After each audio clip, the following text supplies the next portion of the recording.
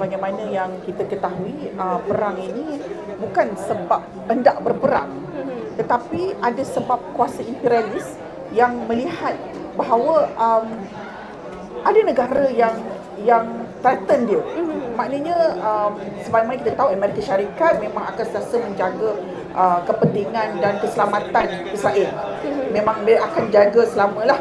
Jadi apabila ada negara di Timur Tengah atau di kawasan yang sekitar Timur Tengah ini menunjukkan tanda-tanda tidak mahu tunduk ataupun orang kata nak masuk Abraham Accord dengan Israel, maka negara itu akan dianggap sebagai berbahaya.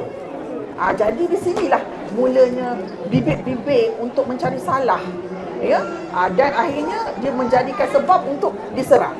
Itu sebenarnya yang macam dinyatakan dalam buku ini.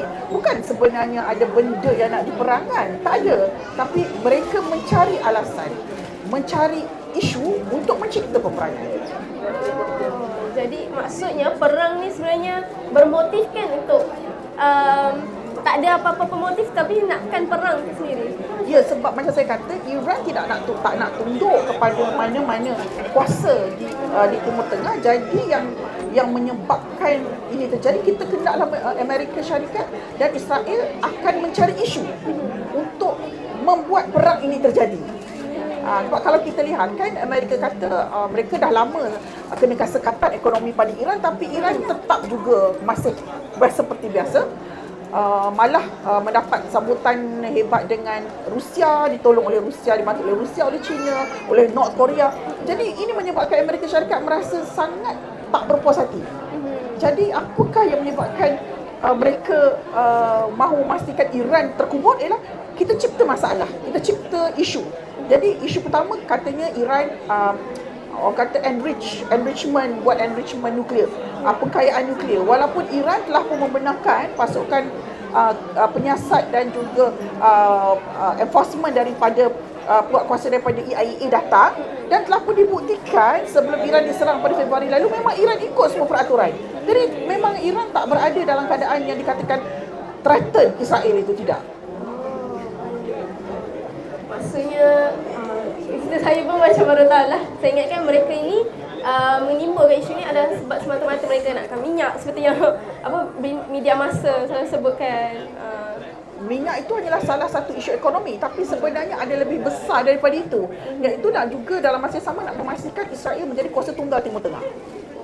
Jadi mereka nak jadi kuasa penakluk yang besar. Dan kalau kita lihat balik pada tahun 2023 hingga 2024, Benjamin Netanyahu sampai tahun 2025 pun Benjamin Netanyahu telah pun menaikkan peta baru Israel Raya, yang mana daripada Iran sampai ke Palestin. Jadi di situ pun kita boleh faham bahawa sebenarnya mereka ini ada hajat tertentu nak memenuhi impian Israel Raya itu. Mereka bekerjasama untuk membuat peta baru itulah. Ya, betul. Faham. Baik, saya teruskan ke soalan seterusnya, Doktor. Ramai melihat konflik ini sebagai satu konflik agama. Jadi, tapi sejauh mana sebenarnya faktor geopolitik, ekonomi dan kepentingan strategik lebih dominan berbanding faktor agama? Jadi ramai melihat konflik ini sebagai konflik agama. Jadi apa pandangan doktor berkenaan pendapat seperti itu? Saya sebenarnya suka untuk kita lihat benda dalam dua perspektif. Pertama, perspektif undang-undang antarabangsa dan keselamatan dunia. Kedua, perspektif sebagai orang Islam. Sebab saya rasa orang Islam sepatutnya tak terbawa-bawa dengan tarian barat. Maksud saya ni bukanlah menari, maknanya kita selalu dimomok-momokkan dengan undang-undang antarabangsa barat. Kita lupa dalam Islam ada undang-undang antarabangsa Islam iaitu SIAR. Jadi ini yang kita umat Islam kalah di situ. Kita dah sebenarnya sejak daripada zaman Rasulullah SAW lagi dah ada international Islamic law, dah ada. Bukannya barat yang cipta, orang Islam yang buat. Tapi kita orang Islam tak nak pun sebut benda tu. Kita masih lagi nak bergendang ikut cara apa yang dibuat oleh PBB. Jadi buku ni pada saya dia jadi istimewa sebab buku lain hanya menceritakan tentang isu antarabangsa secara sekular. Tapi tidak, buku ni dia bawa bahawa di mana umat Islam dalam melihat perspektif Palestin. Sebenarnya lebih besar dan berat tanggungjawab tu. Sebab Palestin ni bukan hanya kerana isu negara tanah, isu Al-Aqsa tu. Tapi kita umat Islam macam tak terkesan. Macam Sedangkan kalau kita ikut berita antarabangsa dalam minggu ni, Israel dah tutup Masjid Ibrahimi. Lepas tu dia dah mula berani masuk ke Kompang Al-Aqsa buat ritual. Lepas tu sekarang dah masuk dalam Al-Aqsa pula dengan berkasut. Itu dah memang sering buat, tapi dia nak semayang pula dalam tu. Kemudian tak bagi nanti azan berkumandang katanya. Jadi takkah kita ni sebagai orang Islam rasa itu kiblat yang pertama sedang dicabuli dengan sehina-hinanya oleh manusia yang paling hina dalam sejarah kemanusiaan, yang dalam Quran serut banyak-banyak kali tu. Tapi saya tengok macam orang Islam tak terkesan pun. Macam tak apalah kan, macam biar je lah. Kita faham Palestin tu isu tanah, isu kemerdekaan, tapi besar lagi umat Islam isu Al-Aqsa. Itu yang pada saya bezalah orang Islam patut melihat isu Timur Tengah, terutama di Palestin, berbanding dengan orang yang melihatnya secara sekular. Jadi maksud kata memang mereka ni juga melihatkan faktor agama, mereka nak mencabuli agama kita sendiri lah. Ya, memang kalau kita tengok Zionisme ni yang berpaksi pada dia guna agama Judaism lah, tapi sebenarnya pemahaman dia Zionis. Dia memang nak runtuhkan pun Masjid Al-Aqsa tu, nak banner Temple of Solomon. Memang kalau kita baca betul-betul, lihat di bawah Al-Aqsa tu memang upacara nak merobohkan Al-Aqsa tu sedang giat dilakukan. Dia korek bawah tanah tu, dia nak runtuhkan Al-Aqsa tu. Supaya adalah reason dia nak kata bahawa okey, dah sampai masa kita nak buat Temple of Solomon dekat atas Masjid Al-Aqsa.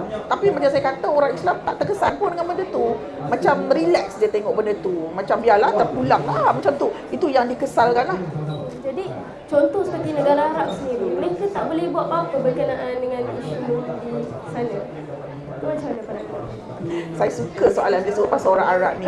Saya senang je, tak guna. Jawapan saya daripada dulu sampai sekarang, dekat mana-mana media pergi tanya saya, orang Arab OIC kata tak guna. Sebab apa? Siapa yang berdamai dengan Israel? Siapa? Kita. Mereka yang daripada begitu ramai sekali masuk Abraham Accord. Dan saya rasa kalau tak salah, saya semalam Majlis Fatwa Ulama Dunia mengatakan siapa yang masuk Abraham Accord tu berdosa, sebab dia berdamai dengan musuh yang paling nyata untuk umat Islam. Boleh kita salam dengan musuh yang bunuh kita, bunuh saudara kita, kita salam dengan dia. Dan saya lihat Trump bagi idea yang bodoh lagi.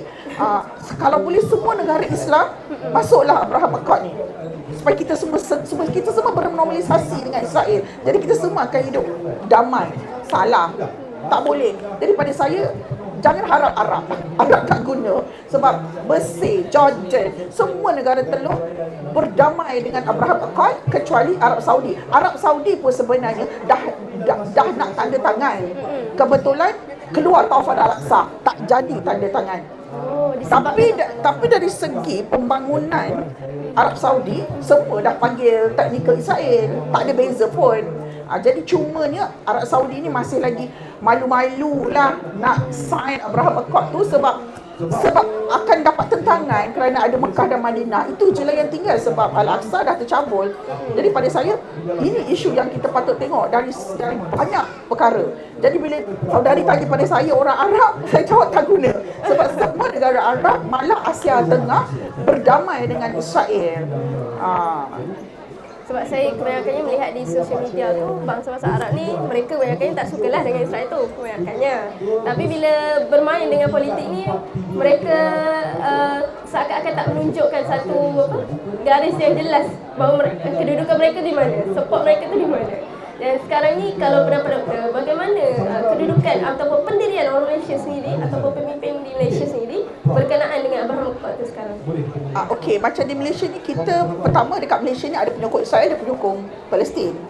Okey, itu saya nampak. Walaupun mungkin penyokong Israel itu tak sebutlah saya sokong Israel, tapi ada penyokong Israel itu dekat Malaysia, dekat dalam sosial media dan sebagainya.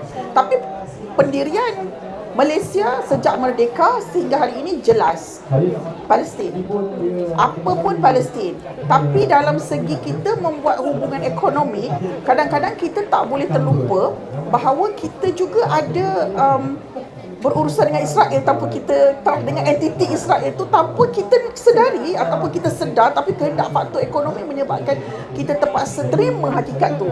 Itu berlaku. Jadi pada saya, yang boleh saya katakan, pendirian foreign policy Malaysia jelas kita tidak bersama dengan Israel, kita akan tetap bersama dengan Palestin dalam apa keadaan sekalipun. Baik, Masya Allah. Itu satu jelaslah pada saya kan pendirian kita dan menjawab soalan itu tadi. Jadi soalan yang ketiga adalah mengapa Amerika Syarikat begitu konsisten dalam mempertahankan Israel walaupun mereka ni dah menerima kritikan dari seluruh dunia dan antarabangsa yang semakin membesar. Suka soalan itu sebab ramai yang tanya kenapa dalam semua keadaan jelas berlaku genosid, berlaku penghinaan kepada orang Palestin sejak 78 tahun yang lalu, kenapa Amerika Syarikat masih pegang di situ? Jawapannya mudah, sebab apabila UK yang melahirkan melahirkan Israel melalui melalui perjanjian 1948 itu. Jadi apa yang dilakukan ialah di PBB US yang ambil tanggungjawab daripada UK itu. Dan pernah tak kita perasan, tak pernah ada dalam dunia ini yang meletakkan security negara lain sebagai keutamaan dia. Dan Amerika Syarikat meletakkan di foreign policy mereka ialah keselamatan Israel. Jadi kita macam itu ramai yang kata kenapa Amerika sanggup bagi tentera dia mati kan? Tapi kenapa tak suruh je isi Israel tu je yang pergi kan? Sebab foreign policy Amerika ialah memastikan keselamatan Israel.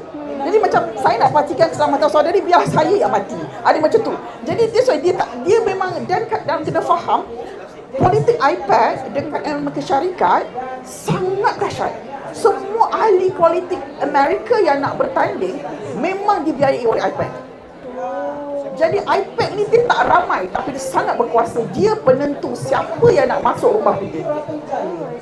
Jadi kalau kita tengok, janganlah percaya apabila orang kata nanti OCA ni jadi Presiden Amerika Syarikat, dia akan pastikan Palestin merdeka. Tak ada. Sebab semua bakal Presiden Amerika Syarikat yang 2 orang yang akan bertanding tu, mereka akan ke Wailing Wall, angguk-angguk kepala dekat Wailing Wall tu pakai kopiah dia tu. Jadi pada saya takkan adanya yang nak mempertahankan Palestin tu, tak ada, tak wujud. Itu sebab saya sangat konsisten dengan pendapat saya walaupun ramai yang kritik saya kata I don't give a damn about it. Sebab kita kena tengok politik Amerika tu macam mana. IPAC ni berkuasa dalam sejak genap. Dan kalau anda kata macam Rashidah Tlaib kan, ada lagi 2-3 orang yang Islam tu, IPAC ni akan datang dan nak minta orang lain untuk rosakkan reputasi ahli kongres yang lain sebab mereka tak bersama dengan IPAC dan Israel. Jadi macam itu bila saudari saya kenapa begitu, Amerika Syarikat ni sebenarnya dah jadi badut kepada Israel melalui IPAC. Jadi mereka inginkan sesuatu lah daripada melindungi Israel tu sebenarnya kan. Sebab baru saya tengok jugalah contoh presiden dipanggil di New York kan, Muhammad Madani tu. Ketika waktu perdebatan untuk lantik presiden, saya perasan kebanyakan presiden itu bila mereka ditanya ke mana mereka nak pergi selepas menang pilihan raya, mereka mesti akan jawab ke Israel. Jadi itu jadi satu persoalan juga pada saya waktu itu. Jadi jawapan tu dah dapatlah daripada doktor kan. Mereka ingin ke putih. Memang mereka akan pergi Israel sebab Israel tu dalam foreign policy Amerika adalah negara yang patut dilindungi keselamatannya pertama. Kedua, memang mereka mendapat semua dana politik daripada IPAC. Dan bukan saja dana politik, setiap benda yang mereka buat untuk Israel ada dananya, dapat imbuhan. Jadi saya senang je, kalau kita berbaik dengan Israel, kita dapatlah semua. Jadi kalau kita tak berbaik dengan Israel, kita akan hadap macam-macam sanction dan sebagainya dari segenap segi. Baik, Alhamdulillah. Saya kira jelaslah tiga-tiga soalan yang telah ditanya kepada doktor. Dan jadi saya kira setakat ini sajalah untuk soalan-soalan berkenaan dengan buku yang berkaitan dengan perang Iran Israel. Jadi doktor, sebelum kita mengakhiri sesi kita pada petang ni, saya ingin doktor berikanlah kupasan ataupun kesimpulan lah daripada buku perang Iran Israel ni dan apa pendapat doktor tentang kena isu. Bila saya diminta untuk bedah buku ni, jadi kena baca lah. Sebab tak bedah macam mana nak baca. Okey, bila saya baca, macam saya kata tadi, kenapa penulisan daripada Tuan Guru ni berbeza, sebab di dalam buku ini sudah ada isu-isu imperialis, isu-isu Freemason. Kenapa umat Islam terluka yang amat dalam, kenapa foreign policy negara Islam kurang jelas, kenapa umat Islam hancur macam tu dari segi mendampingi Israel. Jadi buku ni dia tak macam buku lain. Buku lain dia more kepada international relation, a very western perspective of peaceful kan. Tapi tak ada. Yang ini dia cerita perspektif yang kena apa tanggungjawab orang Islam. Jadi bezalah. Pada saya membaca buku dari segi meraihkan perbezaan. Jadi bezanya dengan buku-buku lain yang saya baca berkenaan perang Iran Israel ni ialah Tuan Guru melihat dari segi sudut berpecahnya umat Islam, dari segi sudut tak ada pun ketua negara-negara Islam hari ini yang boleh pimpin orang Islam mendepani isu Palestin, dan juga isu-isu imperialis yang menyebabkan banyak negara Islam orang kata hindered daripada achieve hak dia sebagai umat. Masya-Allah.